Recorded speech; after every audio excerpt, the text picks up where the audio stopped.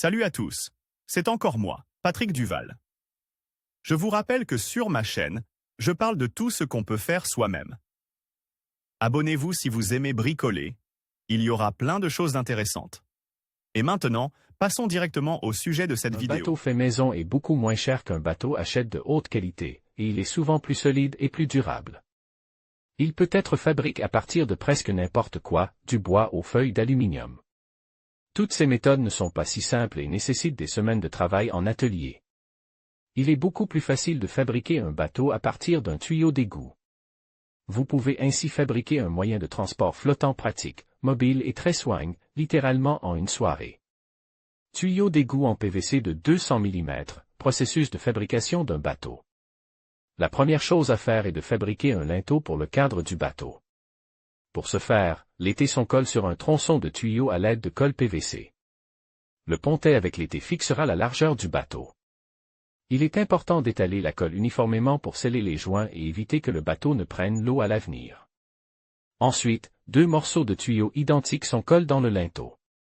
Ensuite, des coudes à 90 degrés sont installés sur leur bord avec un tube de la même longueur que le linteau colle entre eux. L'étape suivante consiste à fabriquer la proue du cadre du bateau. Pour ce faire, il faut relier 2 courtes sections de tuyaux avec un coude à 90 degrés. Ensuite, le coin résultant est colloté à travers les coudes à 45 degrés. Jusqu'à ce que la colle sèche, les coudes à 45 degrés doivent être tordus de manière à ce que la proue soit relevée. Le fond du bateau est constitué d'une mousse plastique de 200 mm.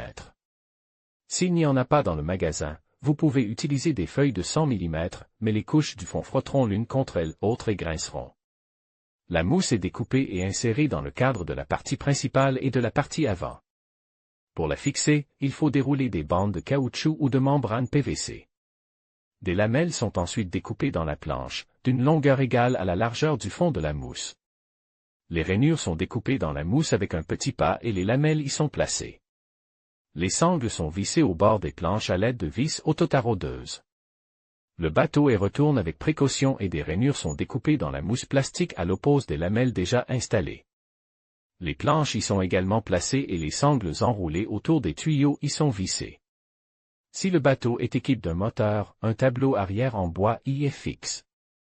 Il peut être vissé aux parois des tuyaux par des coins perforés.